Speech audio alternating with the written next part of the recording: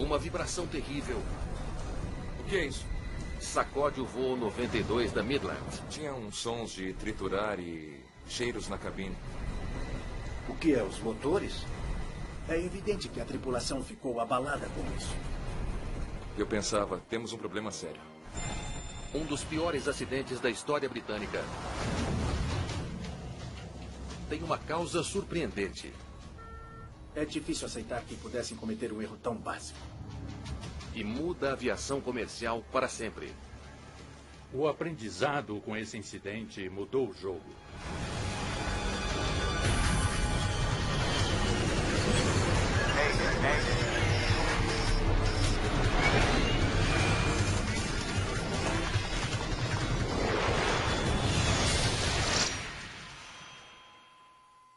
Esta é uma história real.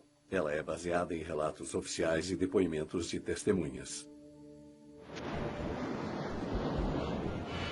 É uma noite de domingo movimentada no aeroporto de Heathrow, em Londres. A tripulação do voo 92 da Midland está para completar os preparativos finais para a decolagem de um voo curto para Belfast, na Irlanda do Norte. Por que não avisa que estamos prontos para ir? É pra já. Senhoras e senhores, bem-vindos a bordo. Vamos terminar nossas verificações finais e estaremos no ar em poucos minutos.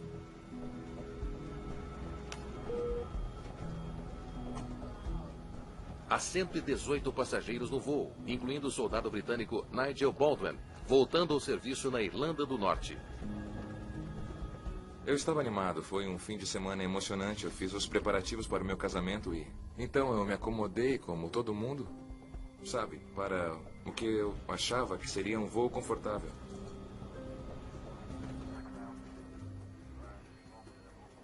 Midland 92 está liberado para decolar. Quer levá-lo agora? Com certeza.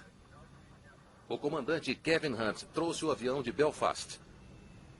O primeiro oficial, David McClelland, pega os controles para a viagem de volta. Aceleração máxima. E vamos nós. O seu novo 737-400 tem apenas 521 horas no ar. É a versão mais recente do avião de passageiros mais popular do mundo. V1, girar.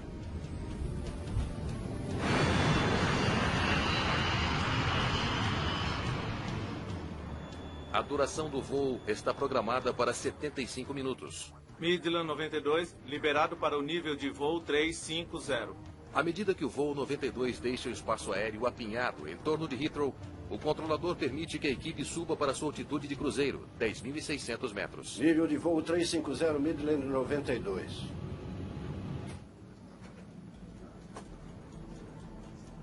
Um café também, por favor. Aos 13 minutos de voo,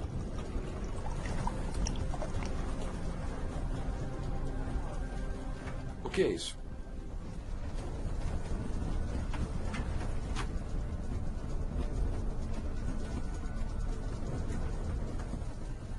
Eu só sabia que algo não estava certo. Tinha um som de triturar e cheiros na cabine que eu não estava acostumado. Opa! Está sentindo o cheiro? É fumaça? há um problema com um dos dois motores do 737. O comandante Hunt assume o controle, deixando seu primeiro oficial para descobrir o que há de errado com o avião. Primeiro, pilote o avião. Certifique-se de que seja seguro se os seus instrumentos de voo estão indicando a coisa certa. E se não estão, faça acontecer. O que é, os motores?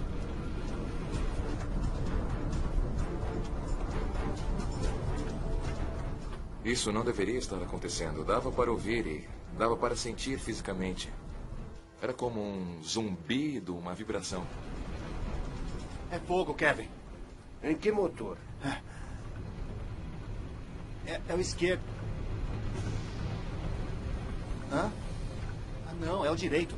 Acho que com os ruídos e tudo, eles perceberam rápido que tinha a ver com um dos motores. Era a causa da fumaça, da vibração e do ruído. A tripulação tenta estabilizar o motor problemático, reduzindo a sua potência. Certo. Desacelere. Desacelerando.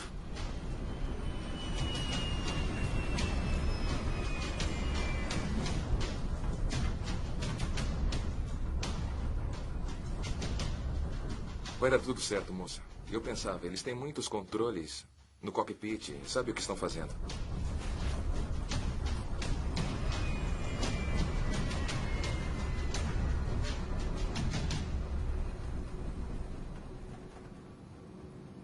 Ele parece bem agora. A equipe parece ter resolvido a crise imediata, Mas ainda temos a fumaça. mas quer pousar o mais rápido possível. Aqui é Midland 92. Temos um incêndio no motor. Precisamos desviar para East Midlands. Entendido. Liberado para descer para 10.000 pés. É uma situação inusitada. Todos já a treinamos muitas vezes no simulador. Fazemos a cada 6 meses. Mas acho que fazer para valer, numa noite escura, com a vibração e tudo o que está acontecendo, é bem difícil. Senti um alívio quando o barulho e tudo parou e... Pensei, tudo bem, já resolveram. O voo 92 está a apenas 15 minutos do aeroporto de East Midlands. É mais perto do que voltar para Heathrow. Desligando agora. A tripulação entra em ação. Eles desligam o motor para que o fogo não se espalhe. Na cabine, Nigel Baldwin está lutando para manter a calma. Eu ainda estava um pouco receoso, sabe? Fica na sua cabeça, e se? Acho que todos que voam pensam nisso.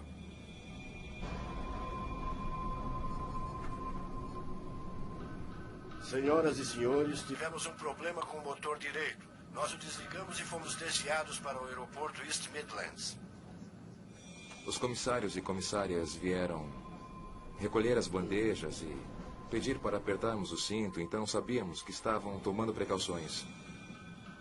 E eu pensando, temos um problema sério.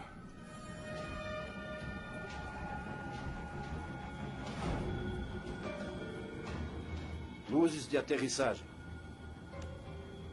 Ligadas. Os pilotos terão de fazer o pouso com apenas um motor. Flaps 1, por favor. Para pousar com segurança a baixa velocidade, os pilotos precisam acionar os flaps para aumentar a sustentação. E pedem mais potência de seu único motor restante.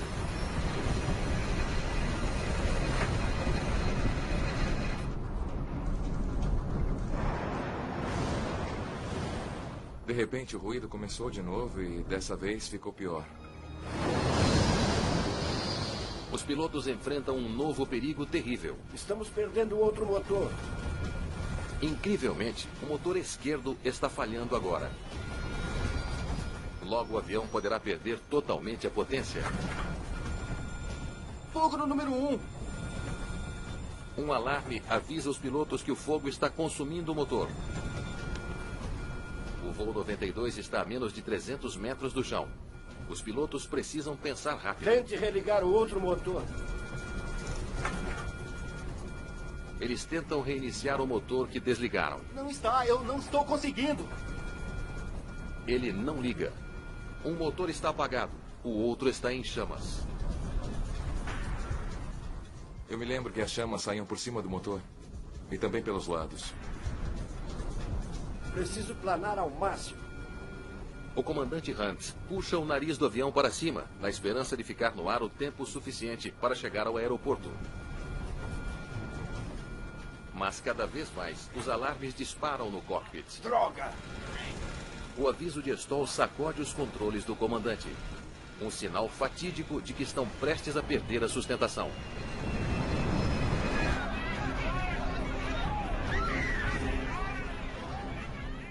Havia gente gritando, gente chorando.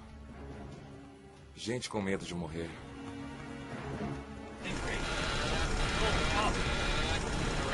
Em posição! Em posição!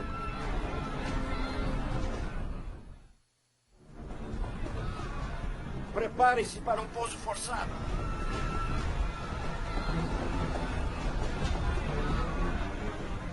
Foi em posição. O que fazer? Bum! Pum!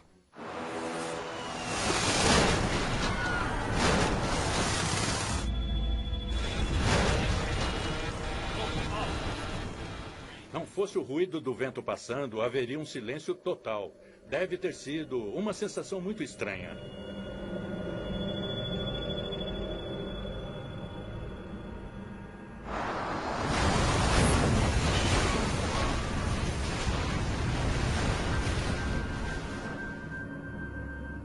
Lembro-me dos meus braços balançando sozinhos, até que o avião parou. Eu não tinha controle.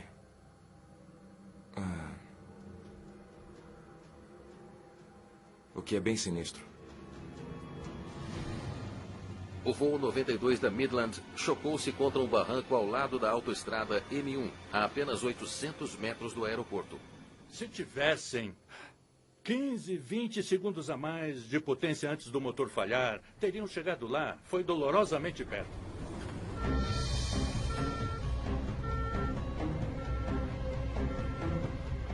Equipes de emergência chegam minutos após o acidente.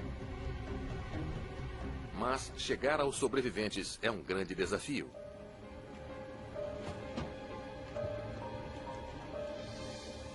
O avião foi dilacerado.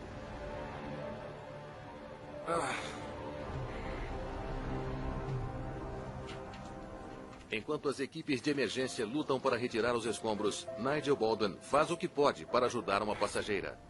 Vamos. Eu tenho que tirar você. Eu tive de puxá-la para o meu peito e me arrastar para trás, ao longo dos cabos e vigas que restaram, porque o avião estava... Eu só posso descrevê-lo como uma carcaça de frango assado depois de comido, fraca e frágil.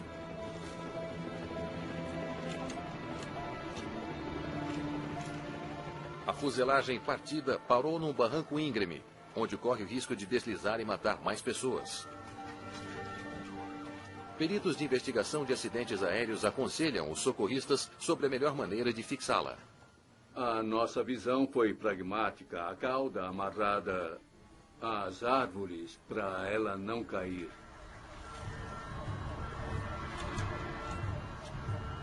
É um denso emaranhado de assentos quebrados que torna difícil alcançar os sobreviventes.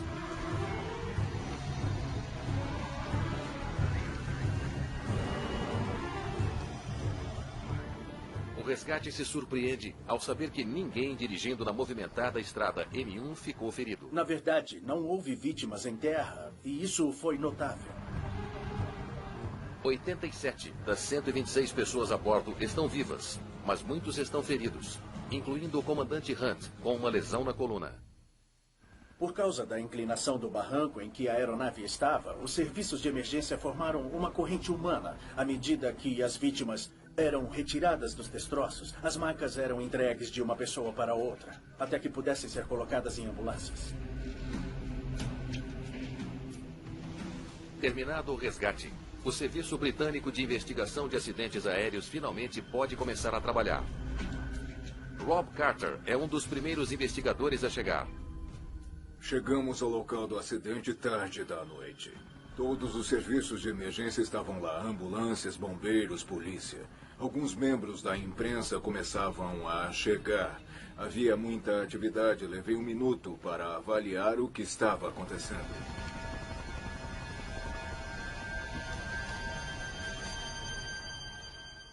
Foi dramático. Entrei na seção do nariz e estava olhando para o teto da aeronave. Os bagageiros tinham sumido, isso foi muito estranho. Então perguntei, onde está o piso da aeronave?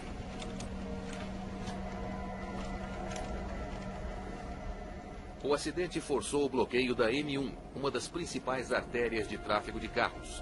Os investigadores precisavam trabalhar o mais rápido possível. A prioridade é pegar as caixas pretas, ou gravadores de voo do avião. Recuperar os gravadores de voo é uma prioridade no início de uma investigação, porque eles têm de ser despachados, descarregados e interpretados. Enquanto isso, Rob Carter descobre o que pode através da disposição dos destroços. Eu queria entender onde estavam os pedaços da estrutura da aeronave e isso me levou ao barranco onde a aeronave sofreu o seu primeiro impacto. Parece que o trem de pouso bateu bem aqui. O avião deixou sulcos profundos no solo ao longo do caminho. E eles dão a Rob as primeiras pistas de como o acidente se desenrolou. As marcas mostraram quase que com perfeição a inclinação que a aeronave estava quando atingiu o chão. A direção estava indo, a posição em que estava. Foi muito útil para desvendar o que houve. Chegaram perto o suficiente para ver as luzes da pista. Deve ter sido devastador para a tripulação e para todos a bordo. Está se tornando claro que o avião não tinha a velocidade necessária para chegar à pista. A questão é, por quê? Acho que a primeira impressão para toda a equipe foi que o avião parece ter tido algum problema com a potência do motor. A aeronave não teve potência para chegar à pista. Troca! Os pilotos estão feridos demais para serem entrevistados. Por ora, os investigadores descobrem o que podem com o controlador de voo de serviço na noite do acidente. Disseram que tinha fogo no motor. O controlador explica que a tripulação relatou um problema cerca de 20 minutos antes da queda. Aqui é East Midlands. 92, temos um incêndio no motor. Precisamos desviar para East Midlands. Entendido. Liberado para descer para 10 mil pés. O relato do controlador levanta uma questão. O 737 tem 2 motores potentes. Como poderia um incêndio em um deles fazer um avião cair? A queda de um avião britânico perto de uma estrada movimentada assustou passageiros aéreos em todo o Reino Unido. O investigador de acidentes, Chris Pollard, lidera a equipe que examina o motor. Se ele tivesse um motor bom, não teria havido nenhum problema com o pouso. Então, esse era o primeiro mistério a ser resolvido. Danos às pás da hélice do motor logo confirmam o palpite dos investigadores. O avião não tinha um motor bom, mas nenhum dos dois estava trabalhando no momento do impacto. Ambos os motores tinham uma rotação muito baixa no impacto. Então foi uma questão de descobrir por que os dois estavam assim. Uma falha dos 2 motores é incrivelmente rara. Quando acontece, os investigadores sabem que há uma coisa que precisam verificar imediatamente. Vamos ver se podemos descartar o óbvio. Havia água no combustível? Porque, claro, o combustível é a única coisa que é comum a ambos os motores.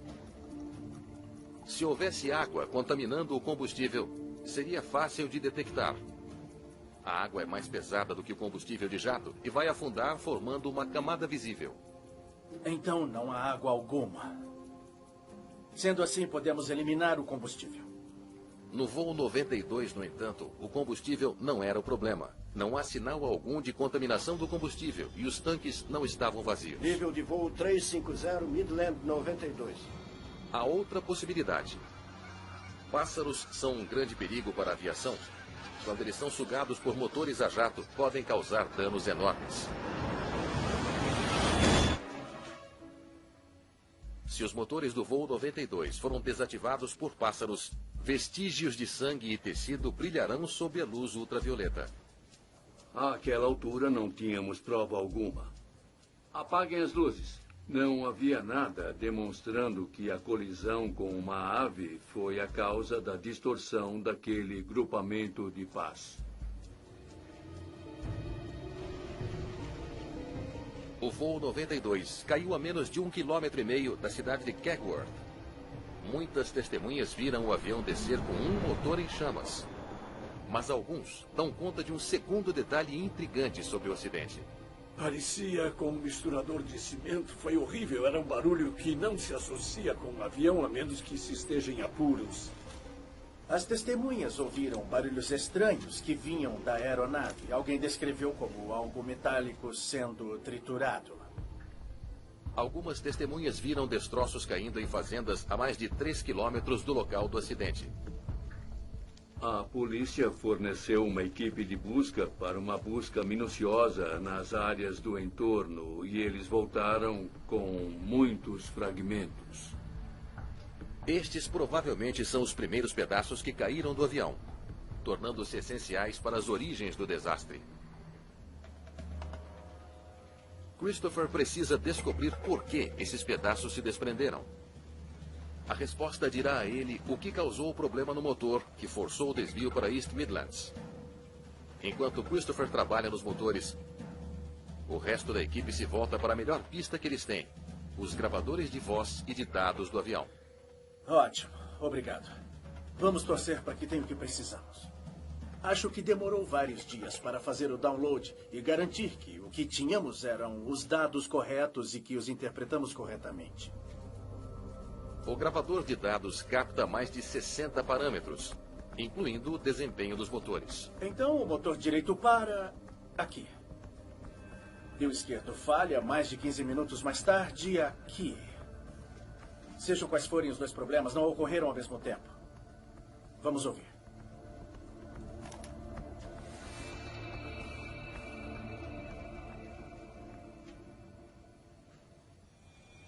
Isso é uma vibração do motor.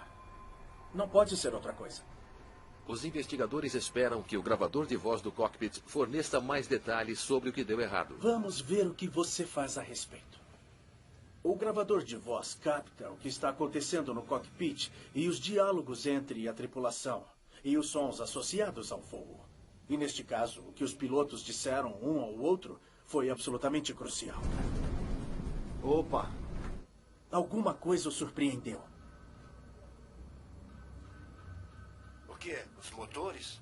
Dava para ouvir as batidas e a trepidação e é óbvio que os pilotos ficaram muito abalados com isso também. Em que motor? É o esquerdo. Oh. Não, é o direito. Ele disse o direito?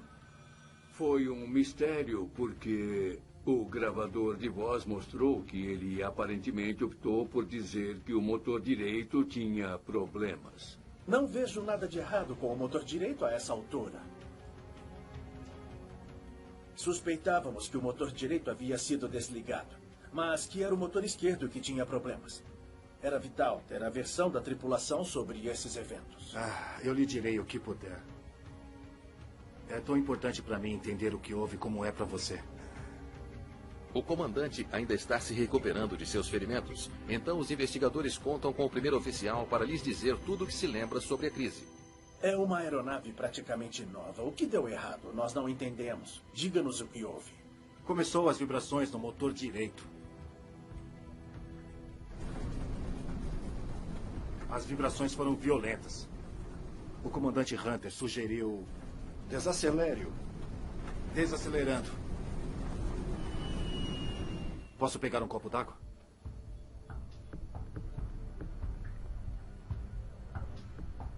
Obviamente, fiz como o comandante Hunter sugeriu. Desaceleramos o motor direito e as vibrações pararam. Parece que está tudo bem agora. A vibração e o ruído desapareceram, por isso teriam indicado a eles que foi o certo a fazer. Os investigadores são obrigados a considerar uma teoria incomum. Podem ser duas falhas de motor não relacionadas. Fogo, no lado esquerdo, e uma totalmente diferente do lado direito. Christopher Pollard examina restos do motor recuperados das fazendas perto de Kegworth. Cada fragmento pode ser um indício sobre o que houve com o voo 92 da Midland. Alguns fragmentos eram minúsculos e, na verdade, foi um tributo à qualidade da busca termos conseguido tantos pedaços. Um fragmento se destaca. Eureka! Ele mostra sinais claros de fadiga de metal. Devido ao local onde foi encontrado, Christopher acredita quase com certeza que foi a primeira coisa a quebrar no 737. Se presumirmos que a falha por fadiga foi a primeira falha, ele perdeu cerca de 10 centímetros da extremidade de uma das pás. A descoberta pode explicar como a falha do motor começou. Mesmo uma só pá de hélice quebrada pode perturbar o fluxo de ar através de um motor, causando uma explosão. Um processo semelhante ao estouro no escapamento de carro. O que é? Os motores? O motor tenta encontrar um novo equilíbrio e, para isso, ele vibra. Vai dar tudo certo, moça. haveria muita vibração. Os passageiros relataram que era como o som de pedras dentro de um secador de roupas. Teria sido bastante violento. Não existem duas pás de hélice exatamente iguais. Christopher espera que um exame metalúrgico revele de qual motor a pá enfraquecida veio. Embora as pás fossem todas nominalmente feitas da mesma liga, se você começa uma análise em nível de partes por milhão, havia pequenas diferenças entre cada pá. Christopher logo tem uma resposta. Pá 17, modelo esquerdo. A pá que quebrou primeiro e causou a vibração veio do motor esquerdo. Os investigadores agora enfrentam uma questão preocupante. Por que os pilotos desligaram o motor direito se as vibrações estavam no esquerdo? Pilotos com essa experiência? É difícil de acreditar que desligaram o motor errado. Os pilotos têm uma série de instrumentos que revelam dados sobre o funcionamento de seus motores, incluindo um que mede vibração. Acho que houve muito ceticismo dos inspetores de operações, os chefes da equipe, porque eram pilotos bem qualificados e muito experientes, especialmente o comandante. Em que motor? É o esquerdo. Ah, não, é o direito. E é muito, muito difícil aceitar que um erro tão básico poderia ser cometido. Então, vamos ver se o esquerdo e o direito foram trocados de alguma forma. Os investigadores se perguntam se um medidor defeituoso deu aos pilotos a informação errada sobre qual motor estava falhando. Isso já havia acontecido no passado. Houve um curto nos instrumentos do motor, de modo que o instrumento da esquerda dizia que o motor direito estava fazendo e vice-versa. Muito bem. Para mim, isso parece a prova de idiotas. Não há como o esquerdo e o direito terem sido invertidos. Os conectores que ligam na parte de trás dos instrumentos tinham um encaixe singular. Não tinha como cabear o esquerdo no direito e o direito no esquerdo. Os testes são conclusivos. Os indicadores dos motores funcionam perfeitamente e não é possível ligá-los ao motor errado. Há uma outra possibilidade. A vibração pode ter sido tão grave que tornou-se impossível ler os medidores. Isso poderia ser alguma coisa. Um comandante americano de 737 teve uma vibração grave dessas. E ele disse que todo o painel de instrumentos virou um borrão, que ele não conseguia ver nada. Foi uma preocupação enorme, porque motores são desligados no mundo todo, certamente, muitas vezes ao dia. Muito raramente é o motor incorreto. Por isso, esse fato se destacou. O comandante Hunt finalmente está bem o bastante para falar com os investigadores. Não há dúvida alguma em minha mente. O problema era com o motor direito. Ele insiste que o problema era no motor direito. E ele tem a prova. O sistema de ar-condicionado dos jatos é alimentado pelo ar dos motores.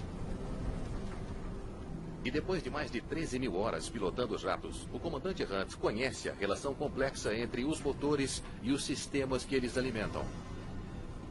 Desligue-o. No avião anterior que ele havia pilotado, o motor direito fornecia quase todo o ar no cockpit. Quando senti o cheiro, eu sabia que o problema era com o motor direito.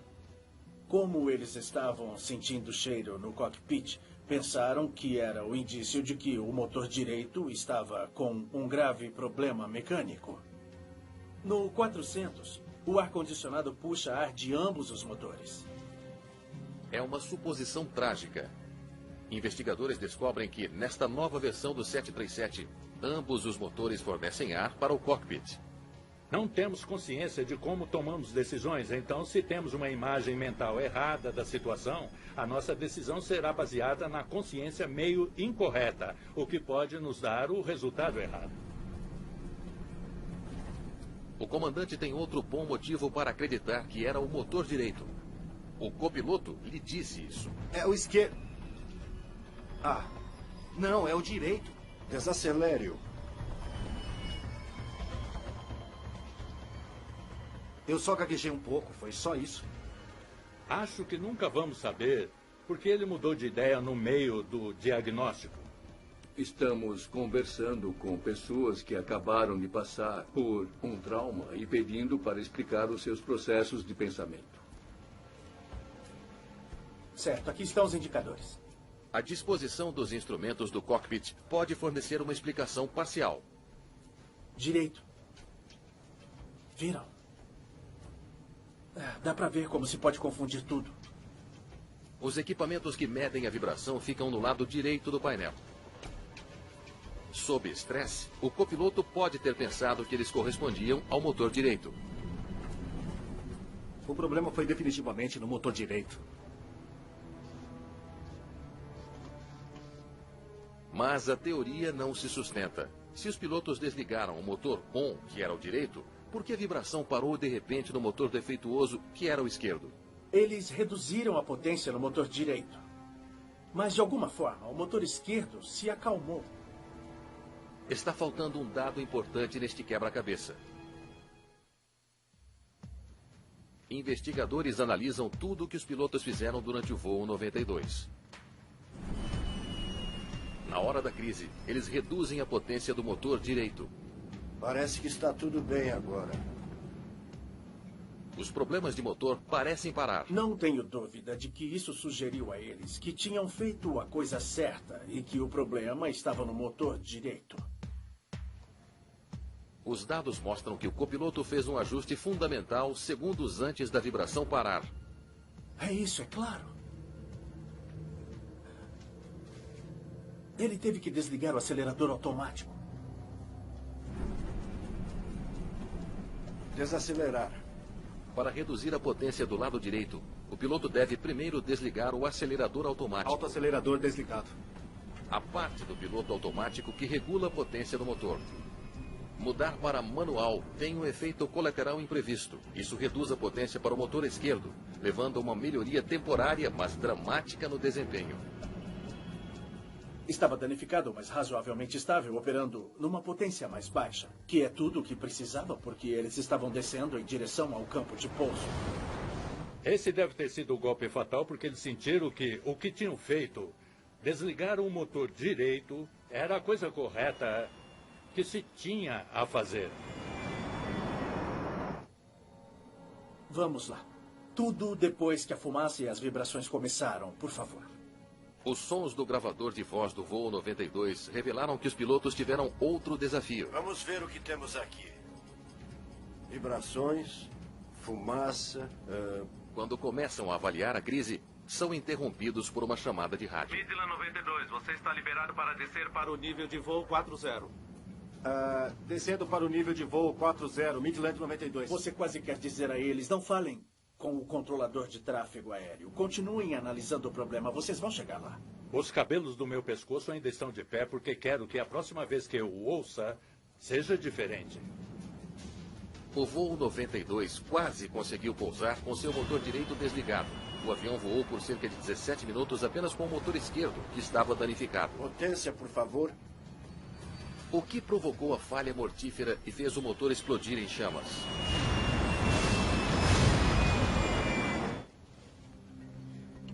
Dentro do motor esquerdo, Christopher encontrou arranhões profundos no forro acústico macio que abafa o ruído do motor. As marcas sugerem uma teoria sobre a falha. Houve relativamente poucos danos feitos na primeira falha. Imaginamos que uma das pás, se voasse para frente, poderia ficar incrustada no material macio, que é o revestimento acústico do motor. Christopher suspeita que, quando a primeira pá partiu, a ponta quebrada ficou embutida no forro acústico. Potência, por favor. Quando a tripulação aumentou a potência, a vibração adicional movimentou o fragmento solto dentro do motor, desencadeando uma cascata de destruição. Estamos perdendo outro motor. Um pedaço de uma pá tinha quebrado. Então, eles tinham 2 fragmentos soltos no motor. E aí virou uma calamidade envolvendo muitas pás. Houve mais uma oportunidade para a tripulação identificar o seu erro. os passageiros que sentiram o erro. Eu sabia que havia algo errado quando ouvi aquele anúncio. Senhoras e senhores, temos um problema com o nosso motor direito. Nós o desligamos e fomos desviados para o aeroporto East Midlands. Eu queria dizer... Desculpem, há um problema com o lado esquerdo. Você não vê? E está dizendo que é do lado direito. Mas parte de mim disse para não interferir. Que sabiam o que estavam fazendo.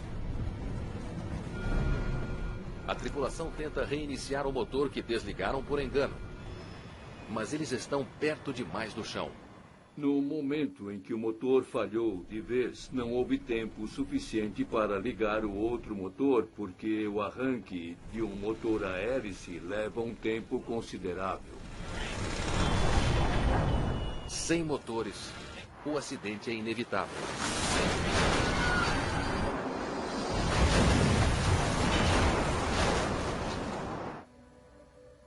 Em seu relatório final, os investigadores pedem melhores medidores de vibração, mais fáceis para os pilotos lerem.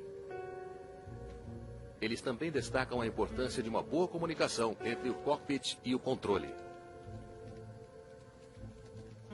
Para o público que viaja, se você vê algo estranho nas asas, ou seja o que for, quando está sentado no avião, avise alguém e essa mensagem será passada aos pilotos. A causa de um dos piores desastres aéreos da Grã-Bretanha é agora clara. Mas os investigadores pensam que este acidente ainda tem mais para ensiná-los sobre como salvar vidas. Ficou do limite de um acidente em que era possível sobreviver. E foi muito importante para ver como esse número poderia ser melhorado. 79 pessoas sobreviveram ao acidente do voo Midland 92. Mas muitos dos sobreviventes ficaram gravemente feridos. Rob Carter tem a intenção de descobrir o porquê. Nos velhos tempos da aviação, havia uma expectativa de que se alguém sobrevivesse a um acidente era pura sorte. A partir dos anos 60 e 70, muda-se o pensamento. Na verdade, muitas dessas vidas podem ser salvas. E isso afetou muitos projetos de aeronaves. Quando os pilotos perdem o controle em grande altitude, é quase sempre fatal. Mas o voo 92 estava numa descida controlada até os segundos finais. Ele não deveria ter sido tão mortífero. O pensamento era este. Se há alguma parte da aeronave que sobrevive, a maioria dos ocupantes deve ter uma boa chance também.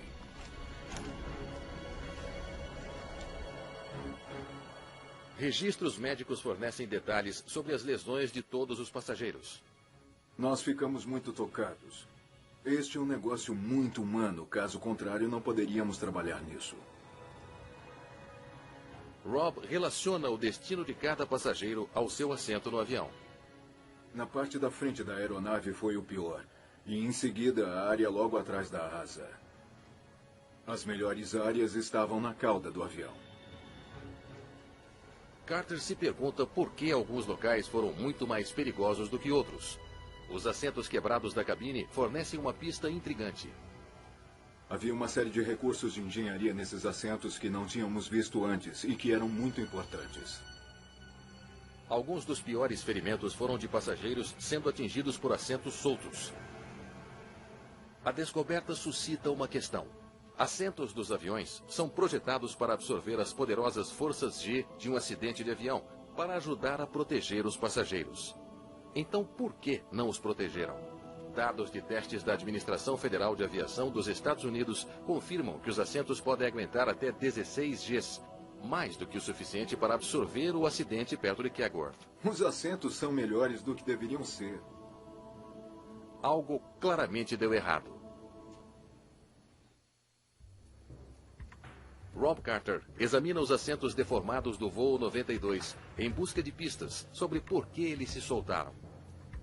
É um passo crucial para manter os passageiros mais seguros em acidentes futuros. Uma simulação de computador ajuda a entender como as forças de impacto afetaram a cabine. Não admira que os bancos se soltaram. A simulação mostra por que algumas áreas foram tão dilaceradas. Não foram os bancos que falharam. Foi o piso. O fato de que o piso desmoronou foi um problema enorme. Isso significava que os assentos foram quase imprensados uns contra os outros, e isso dificultou tudo para as equipes de resgate. Durante um acidente, os assentos são projetados para permanecer firmemente aparafusados na armação de metal do avião. Não há nenhum sentido em ter assentos muito mais fortes do que os pisos em que são presos.